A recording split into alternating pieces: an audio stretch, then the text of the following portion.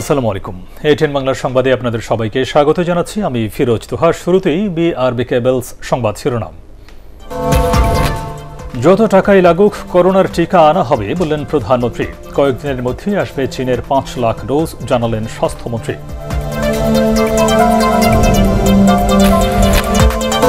উধাও করোনা ভীতি, রাজধানীর সড়ক ও মার্কেটে বাড়ছে জনসমাবেশ। বাস চালুর দাবিতে পরিবহন শ্রমিকদের বিক্ষোভ।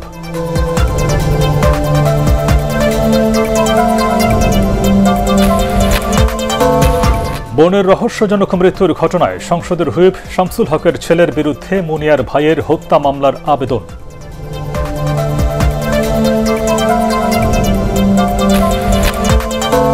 এবং পশ্চিমবঙ্গে টানা তৃতীয় মেয়াদে সরকার গঠন করতে যাচ্ছে তৃণমূল কংগ্রেস। নন্দীগ্রামে হেরে গেলেন মমতা।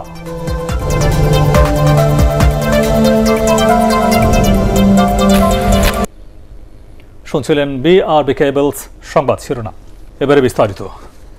যত টাকাই লাগুক না কেন জনগণের স্বাস্থ্য সুরক্ষায় করোনার টিকা আনার ঘোষণা দিয়েছেন প্রধানমন্ত্রী শেখ হাসিনা। করোনায় ক্ষতিগ্রস্ত ৩৬.৫ লাখ পরিবারের মধ্যে নগদ আর্থিক সহায়তা কার্যক্রমের উদ্বোধন করে প্রধানমন্ত্রী বলেন, সবার জন্য টিকা নিশ্চিত করতে কাজ করছে সরকার। উদ্বোধনের প্রথম দিন ২২,৮৯৫টি পরিবার এই অর্থ সহায়তা পেল। বিস্তারিত আপেল মাহমুদের রিপোর্টে। দরিদ্র ও অসহায় মানুষকে করোনায় ক্ষতিগ্রস্ত দেশের ৩৬,৫০,০০০ অসহায় দরিদ্র পরিবারকে মোবাইল ব্যাংকিং এর মাধ্যমে দ্বিতীয় পর্যায়ে আর্থিক সহায়তা দিলেন প্রধানমন্ত্রী শেখ হাসিনা। গণভবন থেকে ভিডিও কনফারেন্সে এ কার্যক্রমের উদ্বোধন করেন তিনি। প্রথম দফায় ভোলা, জয়পুরহাট ও চট্টগ্রামের তালিকাভুক্ত ২২,৮০০ পরিবারে মোবাইলের মাধ্যমে ৩ দিনের মধ্যে পৌঁছে যাবে ২,৫০০ টাকা করে প্রধানমন্ত্রীর ঈদ উপহার। এ সময় প্রধানমন্ত্রী বলেন, করোনায় দেশের অর্থনীতি বাধার মুখে পড়লেও অসহায় মানুষের পাশে থেকে কাজ করছে সরকার। কর্মহীন মানুষের পাশে দাঁড়াতে সরকারের পাশাপাশি বিত্তবানদের এগিয়ে আসার আহ্বান জানান তিনি। যারা এটা করেন না, ওটা করেন, সরকার ওটা করেনি সমালোচনা করছেন, তাদের কাছে আমার প্রশ্ন, নিজে কটা লোকের সাহায্য করেছেন তার একটা হিসাব পত্রিকা দিয়ে দেন। বিত্তশালী আছেন তাদেরকে বলবো, জনগণের পাশে দাঁড়ান, জনগণকে সাহায্য দেন, জনগণের জন্য কাজ করেন। জনগণের স্বাস্থ্য সুরক্ষায় বেশি দাম দিয়ে হলেও টিকা আনতে সব ধরনের চেষ্টা অব্যাহত রয়েছে বলেও জানান সরকার প্রধান। আমরা টিকা দিচ্ছি এবং টিকা আরও নিয়ে আসছি, যত টাকা লাগে আরও টিকা নিয়ে আসবো। আমরা এদেশে মানুষের টিকা পৌঁছে দেব, কিন্তু আপনাদের সবাইকে স্বাস্থ্য সুরক্ষার যে সমস্ত নির্দেশনাগুলি আমরা দিচ্ছি সেটা কিন্তু আপনারা একটু দয়া করে মেনে চলবেন। বিরোধী দল করোনায় ক্ষতিগ্রস্ত মানুষের পাশে না দাঁড়িয়ে সরকার উৎখাতের রাজনীতিতে ব্যস্ত বলেও এ সময় মন্তব্য করেন প্রধানমন্ত্রী। সরকার উৎখাতের জন্য বক্তৃতা, বিবৃতি, আন্দোলনের নামে পোড়াও জ্বালাও করে যাচ্ছে। দুর্যোগে মানুষের পাশে কোথায় তারা? যাই আছেন প্রতিদিন কিভাবে সরকার উৎখাত করবেন সেই চিন্তা ভাবনা করেন। তাদেরকে কিন্তু এটা করতে হলে বা শক্তিশালী বিরোধী দল গড়তে হলে মানুষের জন্য কাজ করতে হবে, মানুষের বিশ্বাস আস্থা অর্জন করতে হবে। এই দুর্যোগে অসহায় সব শ্রেণী পেশার মানুষের জন্য সহযোগিতা অব্যাহত রাখার ঘোষণাও দেন প্রধানমন্ত্রী শেখ হাসিনা। আপেল মাহমুদ, এটিএন বাংলা, ঢাকা।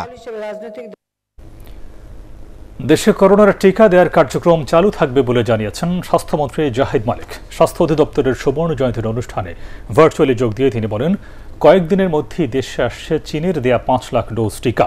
সংক্রমণের হার কমে আসলেও জনসচেতনতা না থাকলে পরিস্থিতি আবারও খারাপ হতে পারে বলে আশঙ্কার কথা জানিয়েছেন মন্ত্রী।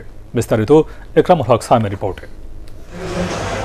স্বাস্থ্য অধিদপ্তরের সুবর্ণ জয়ন্তী উদযাপন উপলক্ষে ভার্চুয়ালি আলোচনার আয়োজন করে সংস্থাটি। স্বাস্থ্য অধিদপ্তরের 50 বছর অনুষ্ঠানে স্বাস্থ্যমন্ত্রী জাহিদ মালিক বলেন, বিশ্বব্যাপী চিকিৎসা খাতে যথাযথ মনোনিবেশ করা হয়নি, যার প্রমাণ মিলেছে করোনা পরিস্থিতিতে। দেশে করোনার প্রথম ঢেউ সফলভাবে মোকাবিলা করার কথা দাবি করে তিনি বলেন, দ্বিতীয় ঢেউতে সংক্রমণ বাড়ার পেছনে স্বাস্থ্যবিধি উপেক্ষা করাই বড় কারণ।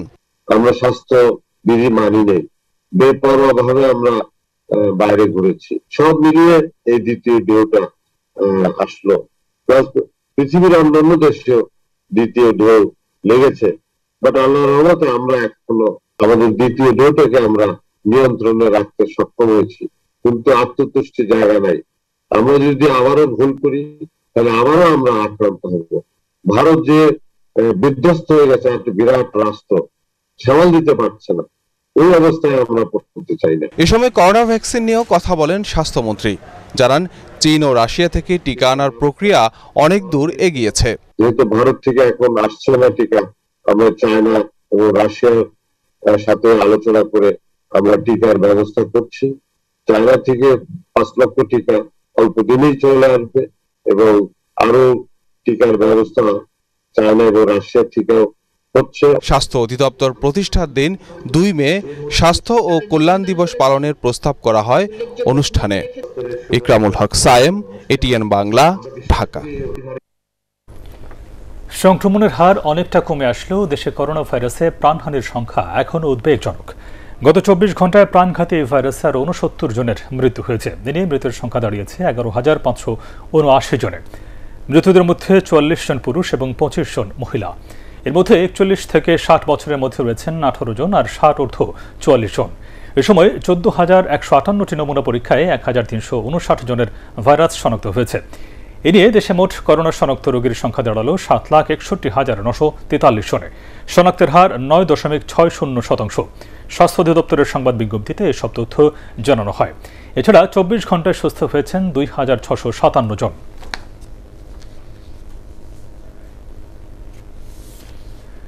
এদিকে জাতির জনক বঙ্গবন্ধু শেখ মুজিবুর রহমান মেমোরিয়াল ট্রাস্টের পক্ষ থেকে 10 কোটি টাকা অনুদান দিয়েছেন প্রধানমন্ত্রী শেখ হাসিনা। এর মধ্যে করোনায় ক্ষতিগ্রস্তদের সহায়তায় 5 কোটি টাকা এবং আশ্রয়ণ প্রকল্পের আওতায় ভূমি ও গৃহহন্দির পুনর্বাসনে 5 কোটি টাকা দেন তিনি।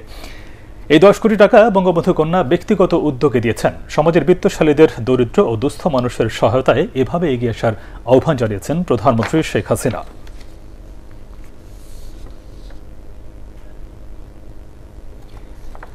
ঈদ যত ঘনিয়ে আসছে ততই ভিড় বাড়ছে রাজধানীর মার্কেটগুলোতে।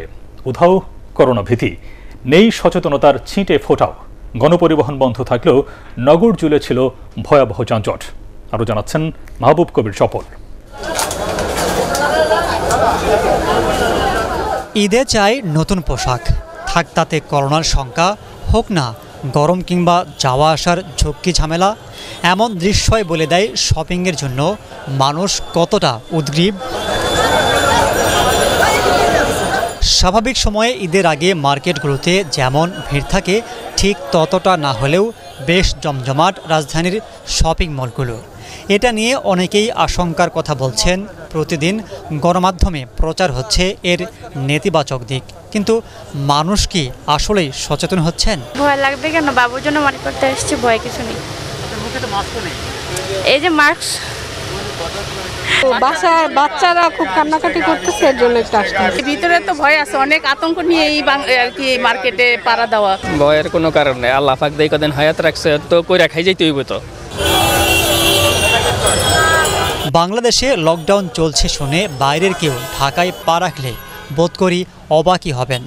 রাস্তায় হাজারো গাড়ি, শহর জুড়ে যানজট, শুধু নেই গণপরিবহন। আমার কাছে মনে হচ্ছে শুধুমাত্র গণপরিবহনেই এই লকডাউনটা। দেখেন সব চলতেছে এবং আমাকে কি হচ্ছে, আমার ভাড়া হয়তো 200 টাকা, আমাকে সেটা 300 টাকায় যেতে হচ্ছে, কারণ ওরা গলা কাটতেছে। সিম্পল হিসাবে বাস যদি থাকতো তো বাস ছিল আমাদের আরও টাকা পয়সা কম লাগতো, বাস যাতায়াত করা অনেক সুবিধা হতো। অবশ্য আগামী বুধবার লকডাউন শেষে গণপরিবহন চালুর ইঙ্গিত দিয়েছেন সড়ক পরিবহন মন্ত্রী। লকডাউনের কারণে করোনার সংক্রমণের হার কিছুটা কমছে বলে ধারণা করছেন জনস্বাস্থ্য বিশেষজ্ঞরা, কিন্তু ঈদকে সামনে রেখে যেভাবে মানুষের চলাচল বাড়ছে তাতে আবারও সংক্রমণ বেড়ে যাওয়ার আশঙ্কা করা হচ্ছে। মাহবুব কবির চপল, এটিএন বাংলা, ঢাকা। করোনা পরিস্থিতিতে অন্তত 50 ভাগ যাত্রী নিয়ে গণপরিবহন চালু সহ 3 দফা দাবিতে রাজধানী সহ দেশের বাস টার্মিনাল ও স্ট্যান্ডে বিক্ষোভ সমাবেশ ও মিছিল করেছে শ্রমিকরা। মঙ্গলবার সারা দেশের জেলা প্রশাসক বরাবর দেওয়া হবে স্মারকলিপি। রিপোর্ট করছেন মনির হোসেন তপু। দ্বিতীয় দফার লকডাউনের শুরু থেকেই বন্ধ রাখা হয় গণপরিবহন। মাঝে শুধুমাত্র অনুমতি দেওয়া হয় সিটি কর্পোরেশন এলাকায় বাস চলাচলের। পরে করোনার সংক্রমণ বেড়ে যাওয়ায় তাও বন্ধ করে দেওয়া হয়। এমন বাস্তবতায় পরিবহন শ্রমিকরা গণপরিবহন খুলে দেওয়ার দাবিতে বিভিন্ন কর্মসূচি পালন করে। শনিবার আওয়ামী লীগ সাধারণ সম্পাদক ও সেতুমন্ত্রী ওবায়দুল কাদের ঈদের আগে জনস্বার্থের কথা বিবেচনা করে গণপরিবহন চালুর ইঙ্গিত দেন। একই সাথে পরিবহন সংশ্লিষ্টদের ধৈর্য ধরার আহ্বান জানান তিনি। গণপরিবহন চালুর ব্যাপারেও চিন্তা ভাবনা করছে। তবে সেতুমন্ত্রীর এই আশ্বাসে আস্থা না রেখে রোববার পূর্ব ঘোষিত কর্মসূচি অনুযায়ী শ্রমিকরা রাজধানী সহ সারা দেশে বিক্ষোভ সমাবেশ করে। অনুরোধ করব মাননীয় প্রধানমন্ত্রী, যোগাযোগ মন্ত্রীকে যাতে আমরা এই লকডাউনের গাড়িগুলো পরিচালনা করতে পারি সেই ব্যাপারে ব্যবস্থা করার জন্য। হয় সব বন্ধ করে লকডাউন দেওয়া হোক, তাহলে না হইলে আমাদের পরিবহন শ্রমিকরা এখন আর মানতেছে না, পরিবহন শ্রমিকরা রাস্তায় নামতে বাধ্য হচ্ছে। স্বাস্থ্যবিধি মেনে দ্রুত গণপরিবহন চলাচলের অনুমতি দেবে সরকার, এমনটাই প্রত্যাশা কর্মহীন শ্রমিকদের। মনির হোসেন তপু, এটিএন বাংলা, ঢাকা। ভারতের করোনার ভ্যারিয়েন্ট কোনো অবস্থাতেই যাতে বাংলাদেশে প্রবেশ করতে না পারে সেজন্য সীমান্ত এলাকায় আরও কঠোর প্রতিরোধ ব্যবস্থা গড়ে তোলার তাগিদ দিয়েছেন জনস্বাস্থ্য বিশেষজ্ঞরা। এটিএন বাংলার স্টুডিওতে মুক্তমত শিরোনামে করোনায় স্বাস্থ্য খাতের ব্যবস্থাপনা নিয়ে আলোচনায় তারা বলেন, দুই দেশের স্থলবন্দরে পণ্যবাহী যানের চালকদের যথাযথ স্বাস্থ্য পরীক্ষা খুব জরুরি। আদিন সজীবের রিপোর্ট। করোনা মহামারীর ভয়াল থাবায় এখন বিপর্যস্ত গোটা ভারত। সংক্রমণ আর মৃত্যুর সংখ্যায় নিজেদের রেকর্ড ভাঙছে একের পর এক। বিশ্ব স্বাস্থ্য সংস্থার তথ্য বলছে ভারতের এই ভ্যারিয়েন্ট এরই মধ্যে ছড়িয়েছে বিশ্বের 17টি দেশে। তাই পার্শ্ববর্তী ওই দেশের করোনার ভ্যারিয়েন্ট বাংলাদেশে ছড়িয়ে পড়ার আশঙ্কা করছেন জনস্বাস্থ্য বিশেষজ্ঞরা। এটিএন বাংলার মুক্তমত আলোচনায় তারা বলেন, ভারত থেকে করোনা আক্রান্ত কেউ যেন বাংলাদেশে ঢুকতে না পারে সেটি নিশ্চিত করতে হবে। আমরা বাংলা বন্দরের ওখানে দেখলাম যে ড্রাইভার যারা আসছে তাদের কিন্তু ঠিক মতো চেক আপ হচ্ছে না, তারা যত্রতত্র ঘুরে বেড়াচ্ছে। তো এই জায়গাটা আমরা প্রথমত বলবো যে ভারত থেকে যদি ভেরিয়েন্টটা না আসে সেই দিকে আমাদের প্রধানত আমাদের স্থলবন্দরগুলো, নৌবন্দর এবং যে বিমানবন্দর সেখানে যেন আমরা যথাযথ ব্যবস্থাটা নিই। ভারত থেকে আসা যে রোগীরা আমাদের বর্ডারে এসেছিল একটা হাসপাতালে, সেখান থেকে রোগীরা সেখান থেকে পালিয়ে গিয়েছে। তো এই যদি অবস্থা হয় তাহলে তো আমরা ধরে নিতে পারি যে এই যে গত কয়েকদিন যে আসা যাওয়া হয়েছে, যদিও এখন বন্ধ হয়েছে, তাতে ভারত ভেরিয়েন্ট যে বাংলাদেশে নাই সেটি কিন্তু আমরা নিশ্চিত করে বলতে পারি না। সে কারণে আমাদেরকে অবশ্যই এখন সাবধান হতে হবে। ডিবেট ফর ডেমোক্রেসির চেয়ারম্যান হাসান আহমেদ চৌধুরী কিরণ বলেন, স্থলবন্দরগুলোতে ভারত থেকে আসা প্রত্যেকের যথাযথ স্বাস্থ্য পরীক্ষা নিশ্চিত করতে হবে। স্থলবন্দরগুলোতে যেভাবে চেক করা হচ্ছে যারা ভারত থেকে আসছে, সেটি একেবারেই আমি মনে করি নামকে অবস্থা চেক করা হচ্ছে এবং সেখানে একটু টেম্পারেচার দেখা হচ্ছে এবং যখন কেউ আসছেন তাকে কোয়ারেন্টাইনে, প্রাতিষ্ঠানিক কোয়ারেন্টাইনে নেওয়া হচ্ছে কিনা, নেওয়ার পরে সে থাকছে কিনা, সেইগুলি কিন্তু নিশ্চিত করা যাচ্ছে না। আমাদেরকে সতর্কতা অবলম্বন করতে হবে। সবাই টেস্ট করেন, যত কষ্ট রাত্রিবেলাও যে বসে থাকেন। সরকারের উচিত হবে চা খাওয়া পরে যখন কষ্ট হয়েছে আর একটু বসেন, এক কাপ চা খান, কিন্তু টেস্টটা করা যাবে। করোনা থেকে বাঁচতে সবাইকে আরও সচেতন করার পাশাপাশি দেশে অক্সিজেন সরবরাহ বাড়াতে যথাযথ উদ্যোগ নেয়ারও তাগিদ দেন আলোচকরা। আদিন সজীব, এটিএন বাংলা, ঢাকা। কলেজ ছাত্রী মোসারাত জাহান মুনিয়ার রহস্যজনক মৃত্যুর ঘটনায় জাতীয় সংসদের হুইপ শামসুল হক চৌধুরীর ছেলে নাজমুল করিম চৌধুরী শারুনের বিরুদ্ধে হত্যা মামলার আবেদন করা হয়েছে। রোববার ঢাকা মহানগর হাকিম মোর্শেদ আল মামুন ভূঁইয়ার আদালতে এই আবেদন করেন নিহত মুনিয়ার ভাই আশিকুর রহমান। আদালত মুনিয়া আত্মহত্যায় প্ররোচনার অভিযোগ গুলশান থানায় একটি মামলা তদন্তাধীন রয়েছে জানিয়ে তদন্ত শেষ না হওয়া পর্যন্ত হত্যা মামলার আবেদনটি স্থগিত থাকবে বলে আদেশ দেয়। মামলার বিবরণে জানা যায়, ব্যবসায়ী ও স্বার্থ হাসিলের জন্য আসামি শারুন বিভিন্ন সময়ে মুনিয়াকে ব্যবহার করে আসছিল। এ পর্যায়ে মুনিয়া শারুনের অসৎ উদ্দেশ্যে ও অনৈতিক কাজে সহযোগিতা করতে অসম্মতি জানালে ক্ষিপ্ত হয়ে প্রতিশোধ নেওয়ার সুযোগ খুঁজতে থাকে আসামি। পরে সহযোগীদের দিয়ে শারুনই বাদীর বোন মুনিয়াকে হত্যা করে। সে বিভিন্ন প্রিন্ট মিডিয়া এবং ইলেকট্রনিক মিডিয়ার নিউজ জেনে এবং পারিপার্শ্বিক অবস্থা সাক্ষীদের জবানবন্দি গ্রহণ করে সে জানতে পারছে যে তার বোনকে এই আজকের আসামি নাজমুল কবির চৌধুরী শাহরুন তাকে হত্যা করিয়াছে। বাদী নিশ্চিত হয়ে তার বিজ্ঞ আদালতে সেই মামলাটি দায়ের করেছে। বিজ্ঞ আদালত মামলাটি গ্রহণ করেছে, শুনিয়েছে, শোনার পরে আদেশের জন্য রেখেছে।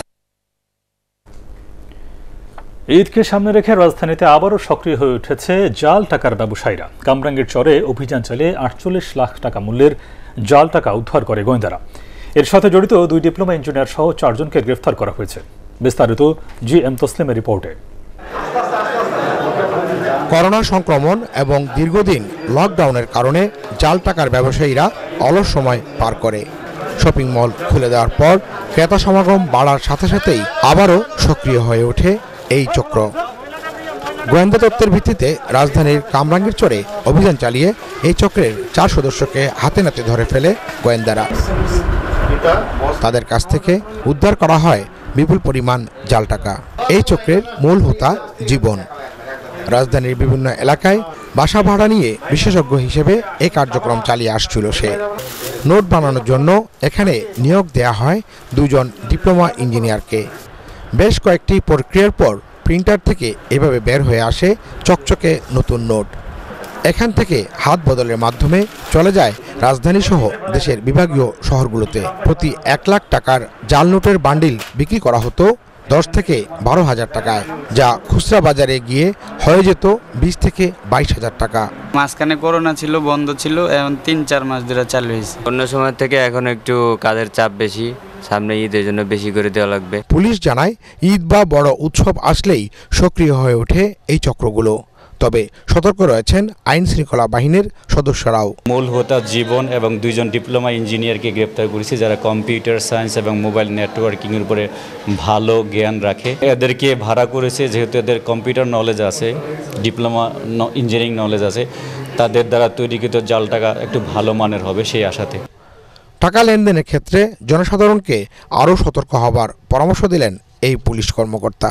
যেই টাকাটা দোকানদারদেরকে এবং গ্রাহকদেরকে দেওয়া হয় সেই টাকাটা জাল কিনা তারা যেন উল্টে পাল্টে একটুখানি দেখে এবং কিছুটা হলে পানি দিয়ে কালারটাকে চেঞ্জ হয় কিনা দেখার চেষ্টা করে, তাহলে তারা প্রতারিত হবেন না। GM Taslim, ATN Bangla, Dhaka. এবারে ভারতের নির্বাচন প্রসঙ্গ। পশ্চিমবঙ্গে টানা 3য় মেয়াদে সরকার গঠন করতে যাচ্ছেন তৃণমূল কংগ্রেস নেত্রী মমতা ব্যানার্জি। বিধানসভা নির্বাচনের ভোট গণনায় 221টি আসনে জয়ী হওয়ার দাবি করেছেন তিনি। তবে নিজ আসন নন্দীগ্রামে শেষ মুহূর্তে নাটকীয়ভাবে শুভেন্দু অধিকারীর কাছে পরাজিত হয়েছেন মমতা। এদিকে পশ্চিমবঙ্গের নির্বাচনে ভরাডুবি হল আসামে জয়ের পথে বিজেপি। ফলে এই রাজ্যে বিতর্কিত নাগরিকত্ব আইন NRC বাস্তবায়ন সময়ের ব্যাপার। বরকতুল্লাহ সুজন জানাচ্ছেন বিস্তারিত। আদরণীয় দিদি, ও দিদি। নির্বাচনকে সামনে রেখে রবীন্দ্র বেশনিয়া প্রধানমন্ত্রী নরেন্দ্র মোদীর এমন তুচ্ছ তাচ্ছিল্যে কোনোই লাভ হল না বিজেপির, বরং হিতে বিপরীত হয়েছে পশ্চিমবঙ্গের বিধানসভা নির্বাচনে। 3য় মেয়াদে আরও শক্তি নিয়ে আবির্ভূত হয়েছেন মমতা ব্যানার্জি। বিশ্লেষকরা যাকে বলছেন এখন কংগ্রেসে নয় গোটা ভারতে মোদীর বিরুদ্ধে শক্তিধর ব্যক্তিত্ব বাংলার মেয়ে মমতা। ওটাই কিন্তু চাল, এটাই বিজেপির চাল। করোনা সংক্রমণের কারণে সভা সমাবেশ নিষিদ্ধ থাকলেও তৃণমূল শিবিরে এখন বাঁধ ভাঙা আনন্দ। তারা বলছেন দিদি রয়েছেন বাংলার মানুষের হৃদয়ে। বাঙালিকে দিল মে মমতা ব্যানার্জি बैठा है, खून में ममता बनर्जी बैठा। 221টি আসনে জয়লাভের দাবি করে মমতা ব্যানার্জি সাধুবাদ জানিয়েছেন জনগণকে। আই এম সো হ্যাপি এবং আমি মানুষকে কৃতজ্ঞতা জানিয়ে আমার মাথা নত করে বলি, যতদিন বাঁচবো প্রাণ ভরিয়ে তৃষা হরিয়ে আরো আরো আরো দাও প্রাণ। আমার মাথা নত করে দাও হে তোমার চরণ ধুলার তলে, সকল অহংকারই আমার ডুবাও চোখের জলে, আরো যেন মানুষের জন্য কাজ করতে পারি। মার্চ এপ্রিল জুড়ে 8 দফায় ভোট গ্রহণ শেষে রোববার আশাশঙ্কার দোলাচলে শুরু হয় ভোট গণনা। 2 শতাধিক আসনে তৃণমূল এগিয়ে থাকলেও শুরু থেকেই নিজ আসন নন্দীগ্রামে পিছিয়ে ছিলেন মমতা। ভোট গণনার শেষ দিকে কয়েক ধাপে এগিয়ে যান তিনি। এক পর্যায়ে সমস্ত গণমাধ্যম মমতার জয়লাভের খবর প্রচার করলেও পরে নির্বাচন কমিশন জানায় মমতা নন, নন্দীগ্রামে জয়ী হয়েছেন বিজেপিতে যোগ দেয়া তারই সাবেক সহচর শুভেন্দু অধিকারী। এ নিয়ে আদালতে যাওয়ার ঘোষণা দিয়েছেন মমতা। তারা যা রায় দিয়েছে ঠিক আছে, ইটস ওকে, বাট আমি কোর্টে যাব, কারণ আমার কাছে খবর আছে যে ইলেকশন যেটা অ্যানাউন্স করার পরেও তার মধ্যে কিছু কারচুপি হয়েছে। সুতরাং সেই কারচুপিগুলো কি ওটা আমি খুঁজে বের করবো, রিভিউ করবো এবং কোর্টে যাবে প্রয়োজন হলে। এবারই প্রথম বিজেপি আর তৃণমূলের লড়াইয়ের মাঝে বিলীন প্রায় অন্য সব দল। একটা আসনও জোটেনি বামফ্রন্টের ভাগ্যে। মোট 294টি আসনের মধ্যে 292টিতে চলে ভোট গণনা। বাকি 2 আসনে প্রার্থীর মৃত্যুতে ভোট গ্রহণ স্থগিত করা হয়। এরই মধ্যে পশ্চিমবঙ্গে নিজেদের পরাজয় মেনে নিয়ে টুইট করেছেন বিজেপি নেতারা। বরকতুল্লাহ সুজন, ATN বাংলা। হেফাজতের সাবেক নেতা মামুনুল হককে নারায়ণগঞ্জের সোনারগাঁও থানার 3 মামলায় গ্রেফতার দেখানোর আবেদন করেছে পুলিশ। একই সাথে এই মামলাগুলোতে 24 দিনের রিমান্ড চাওয়া হয়েছে। নারায়ণগঞ্জের পুলিশ সুপার জানান, মামুনুল হকের কথিত দ্বিতীয় স্ত্রী জান্নাত আরা ঝর্ণার দায়ের করা ধর্ষণ মামলায় 10 দিন এবং সোনারগাঁওয়ে রয়্যাল রিসোর্ট ভাঙচুর ও এক যুবলীগ নেতার বাসায় হামলা ভাঙচুরের 2 মামলায় 7 দিন করে আরও 14 দিনের রিমান্ডের আবেদন করা হয়েছে। আগামী 9 মে শুনানির দিন ঠিক করেছেন অতিরিক্ত জেলা জজ হুমায়ুন কবিরের আদালত। গত 3 এপ্রিল নারায়ণগঞ্জের সোনারগাঁওয়ের রয়্যাল রিসোর্টে কথিত স্ত্রী জান্নাত আরা ঝর্ণাকে নিয়ে অবকাশ যাপন করতে গিয়ে স্থানীয়দের হাতে অবরুদ্ধ হন মামুনুল। মামুনুল হক যে অপকর্ম করেছে তা তার কথিত স্ত্রীর মামলা করার পর দিবালোকের মতো স্পষ্ট বলে মন্তব্য করেছেন তথ্য ও সম্প্রচার মন্ত্রী ডক্টর হাসান মাহমুদ। তিনি বলেন, যারা ফতোয়া দিয়ে তাদের সম্পর্ককে বৈধতা দেওয়ার চেষ্টা করেছিল তারাও মামুনুল হকের দুষ্কর্মের সহযোগী। রাজধানীর বাসায় ব্রিফিংয়ে এসব কথা বলেন হাসান মাহমুদ। মামুনুল হক এইভাবে ধরা পড়ার পরে হেফাজতের শীর্ষ নেতারা বসে তারা ফতোয়া দিয়েছিল মামুনুল হকের এই বিয়ে বৈধ ইসলামের দৃষ্টিতে। এখন দেখা যাচ্ছে বিয়ে হয় নাই, তখন যারা ফতোয়া দিয়েছিল এটি বিয়ে বলে এবং সেটিকে বৈধ বলার চেষ্টা করেছিল, বৈধ বলেছিল, তারাও এই দুষ্কর্মের সহযোগী হিসেবে আইনের দৃষ্টিতে চিহ্নিত হয়। কক্সবাজারের হিমছড়ি সমুদ্র সৈকতে ভেসে এসেছে আরও একটি মৃত তিমি। এ নিয়ে 22 দিনের মাথায় একই স্থানে ভেসে এলো মোট 3টি তিমির মৃতদেহ। রাম উপজেলা নির্বাহী কর্মকর্তা প্রণয় চাকমা জানান, এর আগে মৃত দ্বিতীয় তিমিটি সৈকতের যে অংশে ভেসে এসেছিল ঠিক সেখানেই তৃতীয় তিমিটিও ভেসে আসে। তিমিটির মাথা ও লেজের অংশ পৌঁছে যাওয়ায় ধারণা করা হচ্ছে এটি অন্তত 20 থেকে 25 দিন আগেই মারা গিয়েছিল। এর আগে গত মাসে পরপর 2 দিন হিমছড়ি সমুদ্র সৈকতে ভেসে আসে আরও 2টি তিমির মরদেহ। ভ্যালি ঈদ বাজার। চলমান লকডাউনের মধ্যে কঠোর বিধিনিষেধ মেনে দোকানপাট, শপিং মল খোলার কথা থাকলেও চট্টগ্রামের ফুটপাথ ও বিপণী বিতানগুলোতে স্বাস্থ্যবিধি মানা হচ্ছে না। মাস্ক ব্যবহার না করার ক্ষেত্রে ক্রেতা বিক্রেতাদের রয়েছে নানা অজুহাত। ঘরের বাইরে যেতে মুভমেন্ট পাস নেয়ার কথা থাকলেও সেটারও প্রয়োজন মনে করছেন না অনেকেই। এই অবস্থায় করোনার সংক্রমণ নিয়ন্ত্রণে প্রশাসনের আরও কঠোর অবস্থানের পাশাপাশি ক্রেতা বিক্রেতা উভয়কেই সচেতন হওয়ার পরামর্শ বিশেষজ্ঞদের। আল আরাফা ইসলামী ব্যাংক অর্থ সংবাদ।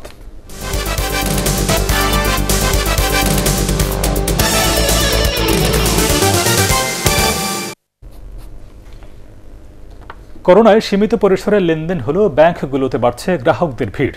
ঈদের 10 দিন বাকি থাকলেও শেষ মুহূর্তের ভিড় এড়াতে এবার আগেভাগেই প্রয়োজনীয় লেনদেন করছেন গ্রাহকরা। রোববার জমা দেওয়ার চেয়ে নগদ অর্থ উত্তোলনেই বেশি ব্যস্ত ছিলেন তারা। আর স্বাস্থ্যবিধির তোয়াক্কা না করেই চলছে লেনদেন।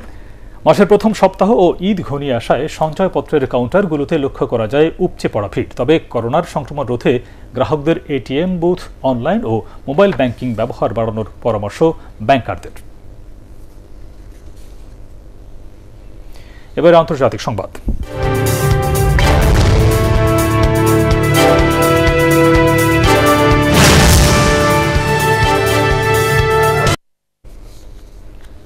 করোনা ভাইরাসে ভারতে টানা 9 দিন ধরে দৈনিক শনাক্ত 3 লাখেরও বেশি। আগের সব রেকর্ড ছাড়িয়ে শুক্রবার এই সংখ্যা ছাড়ায় 4 লাখ। তবে সবশেষ 24 ঘন্টায় আক্রান্তের সংখ্যা কিছুটা কমেছে। কেন্দ্রীয় স্বাস্থ্য বিভাগ জানায়, একদিনে শনাক্ত হয়েছে 3,92,000-এর কিছু বেশি। মারা গেছে 3,689 জন। এদিকে ভ্যাকসিন সংকটের চাপ সামলাতে না পেরে লন্ডনে পাড়ি জমিয়েছেন সেরাম ইনস্টিটিউটের প্রধান নির্বাহী আদার পুনাওয়ালা। 23 এপ্রিল ভারতীয় নাগরিকদের উপর ভ্রমণ নিষেধাজ্ঞা জারির আগেই লন্ডনে পৌঁছান তিনি। সেখানে পৌঁছে অক্সফোর্ড ও অ্যাস্ট্রাজেনেকা কর্তৃপক্ষের সাথে বৈঠক করেছেন বলেও জানান পুনাওয়ালা। টুইটারে সেরাম প্রধান আরও জানান, শীঘ্রই ভারতে ফিরছেন তিনি। দুস্থদের মাঝে প্রধানমন্ত্রীর ঈদ উপহার বিতরণ করেছে যুবলীগ। বনানীতে 600 জনকে এই ঈদ উপহার দেওয়া হয়। উপহারের মধ্যে খাদ্যদ্রব্য ছাড়াও ছিল শাড়ি, লুঙ্গি। এই আয়োজনের প্রধান অতিথি ছিলেন যুবলীগের সাধারণ সম্পাদক মাইনুল হোসেন খান নিখিল। এছাড়া অন্যান্যের মধ্যে উপস্থিত ছিলেন কেন্দ্রীয় যুবলীগের প্রেসিডেন্ট সদস্য মামুনুর রশিদ, ঢাকা মহানগর উত্তরের ভারপ্রাপ্ত সভাপতি জাকির হোসেন বাবুল এবং সাধারণ সম্পাদক ইসমাইল হোসেন।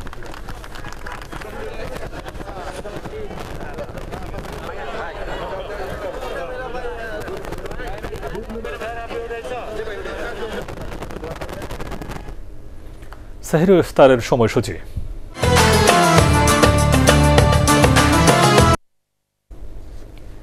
জেনে দিচ্ছি ঢাকা সহ 7 বিভাগীয় শহরের সাহরির সময়সূচি। ঢাকা ও আশপাশের এলাকায় আজ সাহরির শেষ সময় রাত 4টা 3 মিনিট, রাজশাহীতে 4টা 8 মিনিট, সিলেটে 3টা 54 মিনিট, চট্টগ্রামে 4টা 1 মিনিট, খুলনায় 4টা 9 মিনিট, বরিশালে 4টা 5 মিনিট, রংপুরে 4টা 2 মিনিট এবং ময়মনসিংহে সাহরির সময় রাত 4টা। এবার জানিয়ে দিচ্ছি ঢাকা সহ 7 বিভাগীয় শহরের আগামীকালের ইফতারের সময়সূচি। ঢাকায় ইফতার সন্ধ্যা 6টা 32 মিনিট, রাজশাহীতে 6টা 40, চট্টগ্রামে 6টা 25, সিলেটে 6টা 28, খুলনায় 6টা 35, বরিশালে 6টা 31, রংপুরে 6টা 40 এবং ময়মনসিংহে সন্ধ্যা 6টা 34 মিনিট। এবারে পার্টিক্স খেলার খবর।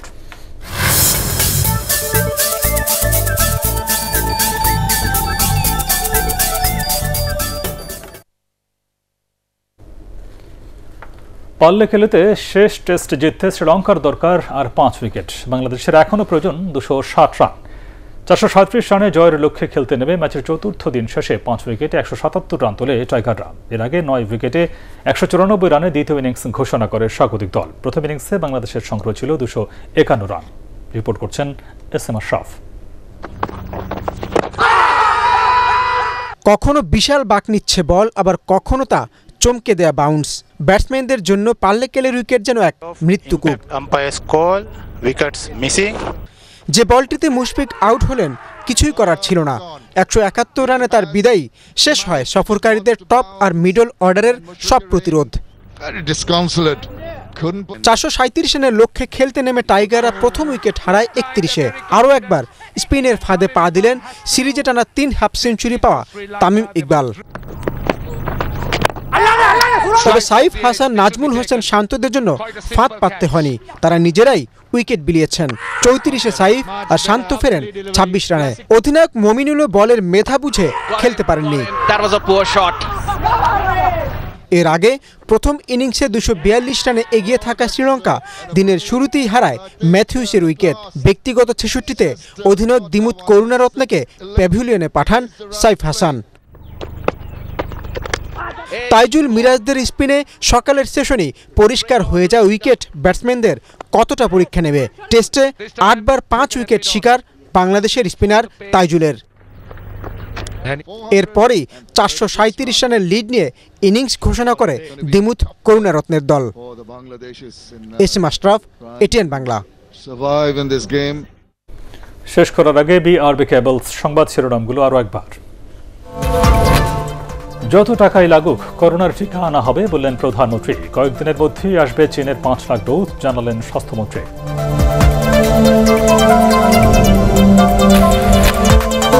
উধাও করোনা ভীতি, রাজধানীর সড়ক ও মার্কেটে বাড়ছে জনসমাবেশ। বাস চালুর দাবিতে পরিবহন শ্রমিকদের বিক্ষোভ।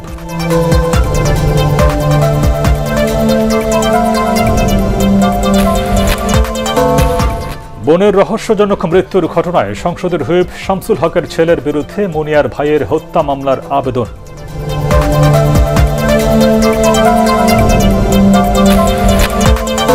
এবং পশ্চিমবঙ্গে টানা তৃতীয় মেয়াদে সরকার গঠন করতে যাচ্ছে তৃণমূল কংগ্রেস। নন্দীগ্রামে হেরে গেলেন মমতা।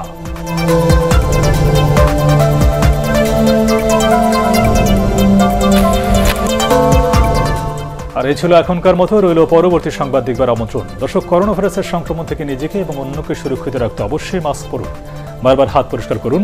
আর এটিএন বাংলা সংবাদ ইউটিউবে দেখতে ব্রাউজ করুন, youtube/8nbangla news। ধন্যবাদ সবাইকে।